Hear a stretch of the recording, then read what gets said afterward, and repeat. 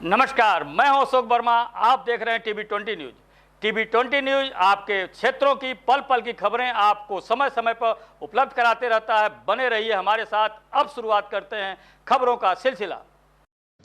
Supreme court के आदेश के बाद और डीजीपी व मुख्यमंत्री के सख्त निर्देश के बाद भी पत्रकारों पर हो रहे हमले थमने का नाम नहीं ले रहा है। ताजा मामला आजमगढ़ जिले के अतरौलिया थाना क्षेत्र के दादर गांव में देखने को मिला, जहां के निवासी विनोद राजभर पत्रकार के पड़ोसी से काफी दिनों से पुरानी रंजिश चली आ रही थी। इसी बीच बीते 9 मई को दोनों परिवारों के बीच कुछ विवाद हुआ और उसी दौरान पत्रकार की बहन घायल हो गई, जिसकी सूचना पाकर पत्रकार अपने घर बाइक से जा रहा था कि गांव के ही कुछ लोगों द्वारा उस पर हमला कर दिया गया। इसमें विनोद राजभर को चोटें भी आई हैं और उनकी बाइक भी क्षतिग्रस्त हुई। बता दें कि विनोद राजभर ने बताया है कि उनके घर से और उनके पड़ोसी के घर से कुछ विवाद हुआ था, जो बाद में मारपीट में तब्दील हो गया। इस घटना की सूचना विनोद राजभर को फोन से परिवार द्वारा मिली तो तुरंत घर के लिए रवाना हो गए और इस घटना की सूचना भी 112 पर दी। विनोद राजभर के अनुसार जैसे ही वे गांव में प्रवेश किया तो उनके ऊपर उनके पड़ोसी ने हमला कर दिया। हमले में विनोद को चोटें भी आई हैं। इस घटना से तत्काल आइडियल जर्नलिस्ट एसोसिएशन बुढ़नपुर तहसील अध्यक्ष आशीष निषाद को अवगत कराया गया और हमले की सूचना स्थानीय पुलिस को भी दे दी गई। मौके पर पत्रकारों की टीम अतरौलिया थाने पर पहुंची और उचित कार्रवाई की मांग की। पत्रकार के ऊपर हुए हमले को देखते हुए स्थानीय थाने पर मुकदमा भी दर्ज किया गया। थाना प्रभारी मक्खन सिंह ने कहा कि मुकदमा दर्ज कर लिया गया है और दोषियों के ऊपर आवश्यक कार्रवाई की जाएगी। इस मौके पर पत्रकार आशीष पांडे सहित तमाम लोग उपस्थित रहे। टीवी20 न्यूज से बातचीत करते हुए विनोद राजभर पीड़ित पत्रकार ने क्या कुछ कहा, सुनवाते हैं आपको। अपना परिचय दीजिए। मेरा नाम विनोद कुमार राजभर है। मैं अतरौलिया क्षेत्र में पत्रकारिता करता हूँ। आपकी समस्या क्या है? समस्या ये है मेरी, बीते 9 मई को मैं जा रहा था दवा लेने। मुझे घर से फ़ोन आया कि घर पे मारपीट हो गई है पड़ोसी से। उसके बाद जो है मैं तत्काल जो है वहाँ से निकला और मैंने डायल 112 को भी फ़ोन कर उनको बताया और वो लोग भी उधर से निकले। मैं आ रहा था कि रास्ते में ही मेरे गांव में एक खड़ंजा लगा हुआ है। उसी खड़ंजे पर जो है गांव के ही जो जिनसे विवाद हुआ था वो लोग एकत्रित हुए थे और उसी पे जो है मेरे ऊपर हमला कर दिए, जिसमें आप देख सकते हैं मुझे यहाँ पे चोटें आई हैं, यहाँ पीछे। उसके बाद जो है और भी इधर कंधे वगैरह पे भी चोट आई है और मेरी बाइक पूरी तरह से टूट गई है, जिसमें आपने वीडियो में पहले देखा भी होगा। और यही सब मेरे साथ हुआ है। इसके लिए तत्काल हम लोग जो है अतरौलिया की टीम थाने पर पहुंची और मुकदमा पंजीकृत कर लिया गया है और प्रभारी निरीक्षक ने कहा है कि जल्द ही उनके खिलाफ जो है दोषियों के खिलाफ कार्रवाई की जाएगी।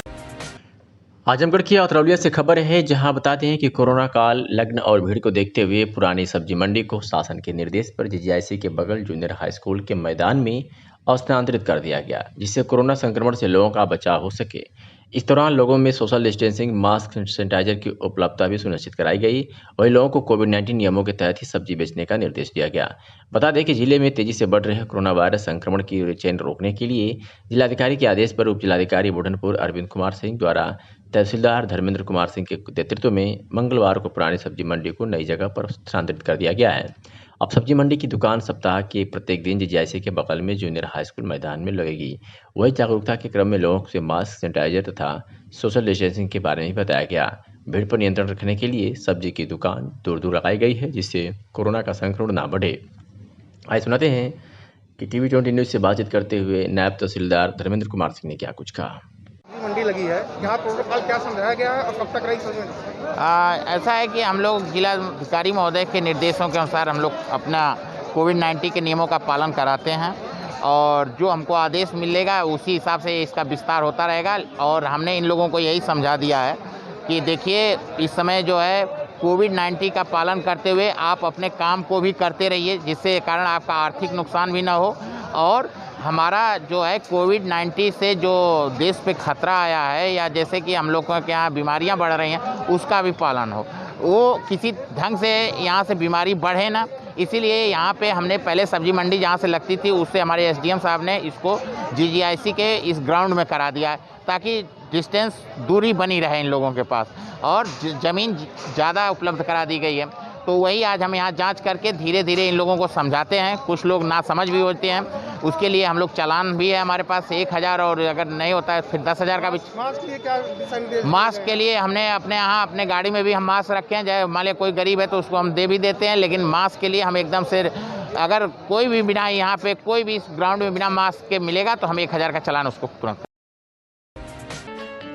विशाल सेठ, जिला पंचायत सदस्य परशुरामपुर, आजमगढ़ की तरफ से आप सभी जिला पंचायत वासियों को हार्दिक बधाई एवं शुभकामनाएं।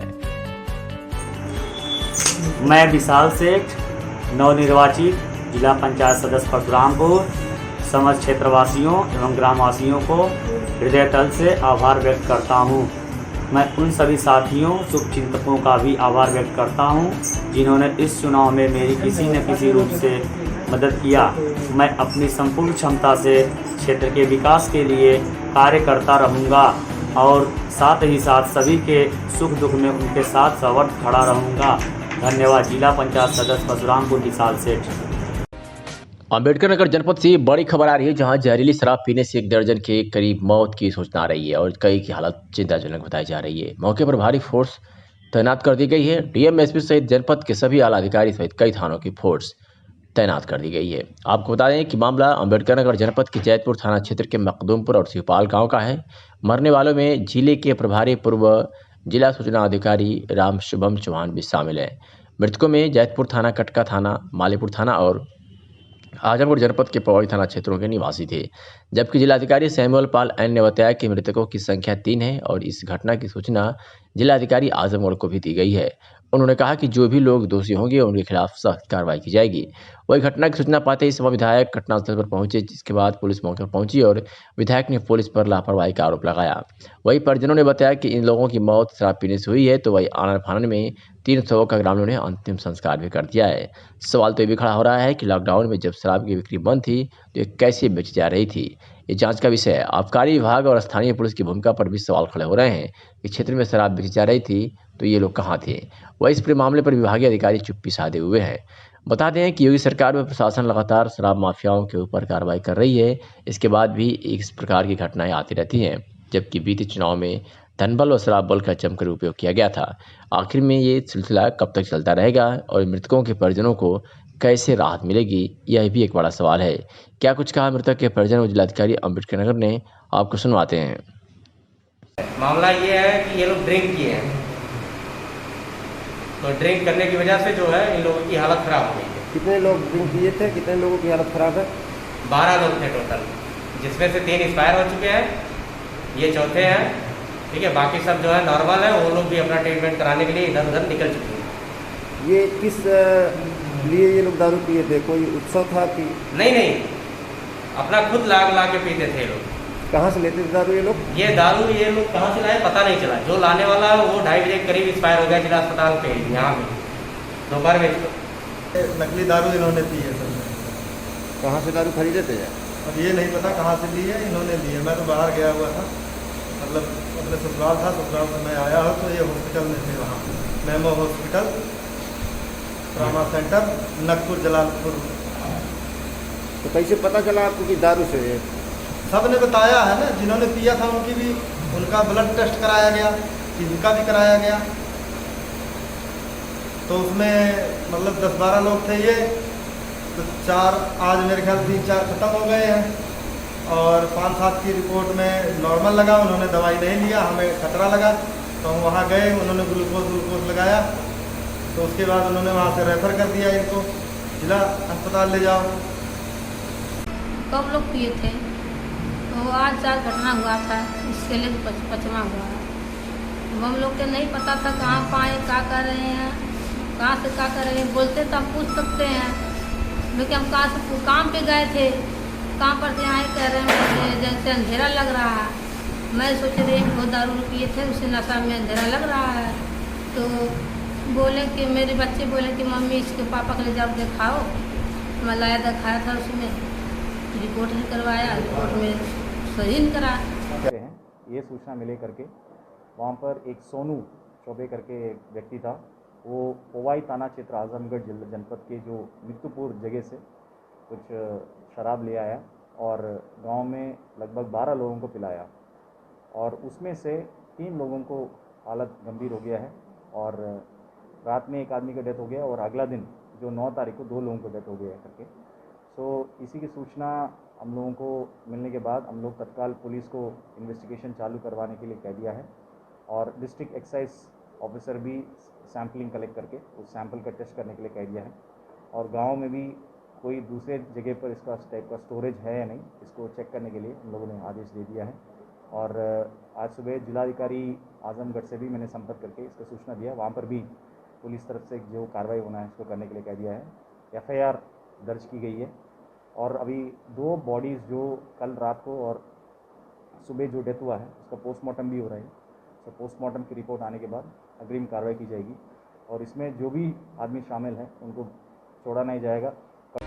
आजमगढ़ के जीनपुर नगर पंचायत में कई दिनों से प्रशासन द्वारा चेतावनी देने के बाद भी दुकानदार नियमों का पालन की अनदेखी करते पाए जा रहे थे। 2 दिन लगातार प्रशासन द्वारा निरीक्षण करने के बाद चेतावनी जारी कर उन्हें सोशल डिस्टेंसिंग और कोविड-19 के नियमों का पालन करने की हिदायत दी थी, पर उसके बावजूद भी बाजार में दुकानदारों द्वारा सोशल डिस्टेंसिंग का पालन नहीं किया जा रहा है और चोरी छिपे सामान दुकानों से बेचे जा रहे हैं, जिसको लेकर मंगलवार को सुबह लगभग 8 बजे नायब तहसीलदार मयंक कुमार मिश्रा सब्जी मंडी में पहुंचकर सोशल डिस्टेंसिंग का पालन कराते हुए सड़कों तक दुकान लगा रखे दुकानदारों को फटकार लगाते हुए कई दुकानदारों के नाम पता नोट करके साथ ले गए और कईयों के चालान काटने के निर्देश दिए। इससे बाजार में दुकानदारों में हड़कंप मची हुई है। इस संबंध में नायब तहसीलदार मयंक मिश्रा ने कहा कि कुछ लोग कोविड के नियमों का पालन नहीं कर रहे हैं। बार बार चेतावनी देने के बाद भी व्यापारियों में कोई सुधार नहीं आ रहा है, जिसको लेकर कुछ दुकानदारों पर कार्रवाई करते हुए चालान काटे गए हैं। क्या कुछ कहा मयंक मिश्रा नायब तहसीलदार सगड़ी में, सुनवाते हैं आपको। मंडी और सब्जी मंडी में सर चेकिंग की है सर, क्या क्या कार्रवाई हुई सर, क्या दिशा निर्देश? शासन के निर्देशों को दिशा अनुरूप 6 से 11 बजे तक जो खुलने का समय है 7 से 11 बजे तक, उसके बीच में ये हमें निर्देश है कि फल मंडियों में शिकायत लगातार आ रही थी, भीड़ बहुत है। श्रीमान उप जिलाधिकारी के निर्देशानुसार सुबह सुबह ही देखा गया, कुछ दुकानों के नाम नोट किए गए हैं जिनकी कार्रवाई 2-3 दुकानों पे होगी और वो सूचना आपको शाम तक मिल जाएगी। और आपके चैनल के माध्यम से जनता से अपील है कि कम से कम आवश्यक कार्यों पे ही घर से बाहर निकलें, अनावश्यक भीड़ न लगाएं। सिचुएशन महामारी की है और आप अपनी और अपने परिवार की सुरक्षा स्वयं करें। Thank you. में स्वास्थ्य विभाग का खस्ता हाल है। समाज सेवी नुरुल हुदा ने कहा है कि जब कोई ऊंची पहुंच वाला अस्पताल जाता है तो उसे हर सुविधाएं मिल जाती है, वरना बेड रहते हुए सीधी मुंह कोई बात करने को तैयार नहीं होता। सिलेंडर भरने का मामला यह है कि डीएम साहब हर दूसरे दिन कोई न कोई नया फरमान जारी करते हैं। ऑक्सीजन न मिलने से मरीज घरों में मर रहे हैं और परिजनों को लाइन में लगे लगे लॉकडाउन की वजह से भूखों तड़पना पड़ रहा है। रोजेदारों का बुरा हाल हो जा रहा है, प्रशासन पर कोई असर दिखाई नहीं दे रहा है। कोरोना के आड़ में सरकार क्या करना चाहती है, जनता में इसका भ्रम बना हुआ है। जनता भयभीत है, प्रदेश और देश में हाहाकार मचा हुआ है। जनता त्राय कर रही है। विदेशों से इतना ऑक्सीजन और मदद मिलने के बाद भी जमीनी स्तर पर संतोषजनक दिखाई नहीं दे रहा है। यहाँ तक कि हाईकोर्ट और सुप्रीम कोर्ट के द्वारा बार बार फटकार लगाने पर भी सरकार के सिस्टम में सुधार नहीं दिख रहा है। समाज में सड़न पैदा हो रहा है। हम सबको मिलकर समाज और देश को बनाना होगा, बचाना होगा और इस महामारी व मुश्किल दौर में एक दूसरे की मदद के लिए तत्पर तैयार रहना होगा और पीड़ित परिवार को हौसला भी देने होगा। Bureau report, TV20 news, Azamgarh. निर्देश पर कुछ जिले में मधुशाला की यानी शराब की दुकान खोल दी गई है और कुछ जिलों में खोलने की प्रक्रिया जारी है। एक वीडियो हम ये जो आपको दिखा रहे हैं ये जौनपुर जिले का है, जहां कोविड-19 के नियमों का उल्लंघन करते हुए शराब लेने के लिए लोग लाइन में खड़े हैं। सूत्रों से मिली जानकारी के अनुसार सरकार को राजस्व की जरूरत है, इसके लिए सरकार को एक कदम उठाना पड़ा। जबकि सबसे बड़ी बात यह है कि इस समय त्योहारों का मौसम चल रहा है, जिसमें ईद भी है और शादी विवाह का भी मौसम है। लॉकडाउन में सरकार ने एक तय दायरे के तहत शादी विवाह करने की छूट दी है, लेकिन शादी विवाह में उपयोग होने वाले ज्वेलरी और कपड़े की दुकानों को बंद करने का निर्देश दिया है। ऐसे में ज्वेलरी और कपड़े जो शादी विवाह में अहम भूमिका निभाते हैं, उन्हीं की दुकानें बंद है।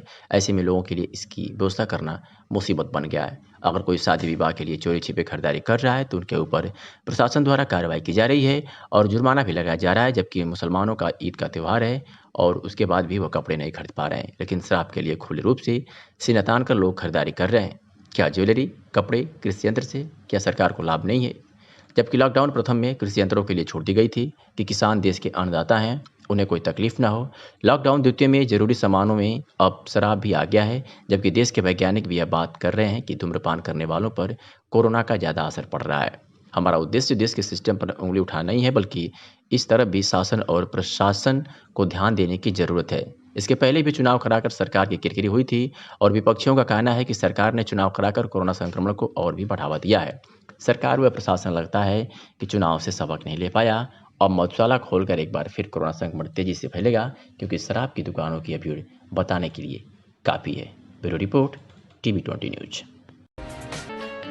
विशाल सेठ, जिला पंचायत सदस्य परशुरामपुर आजमगढ़ की तरफ से आप सभी जिला पंचायत वासियों को हार्दिक बधाई एवं शुभकामनाएं।